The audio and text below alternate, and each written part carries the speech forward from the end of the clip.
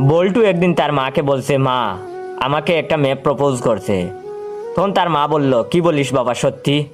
তখন বল্টু বলল, হ মা, সত্যি বলতাছি।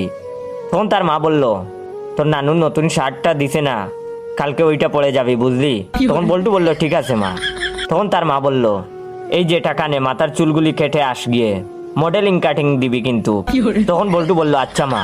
তারপর তার মা বলল, বাবার সব সময় সাজুগুজু থাকবি, যাতে মেয়েরা দেখেই ক্রাশ খায়।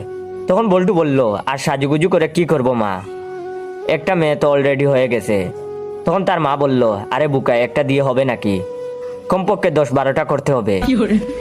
তখন বল্টু বলল, আচ্ছা ঠিক আছে মা। তারপরে তার মা বলল, মেয়েদের সাথে কিপটামি করবি না একদম, ডয়ারে 2000 টাকা আছে, নিয়ে যা, মেয়েটা যা খাইতে চাইবে তাই খাওয়াবি, আরো যত বেশি মাইয়া পটাতে পারবি তত বেশি টাকা পাবি। তখন বল্টু বলল, তাই নাকি মা, সত্যি? তখন তার মা বলল, হুম। তারপর বল্টু বলল, আচ্ছা মা, তুমি কয়টা প্রেম করছিলা? তখন তার মা বলল, আরে বুকা, এগুলো কি গুনে রাখি নাকি, ডায়েরিতে নাম লিখে রাখছি, 2টা ডায়েরি ভরে গেছে, এখন আবার নতুন একটা কিনবো। এটা শুনে তো বল্টু বেহুশ।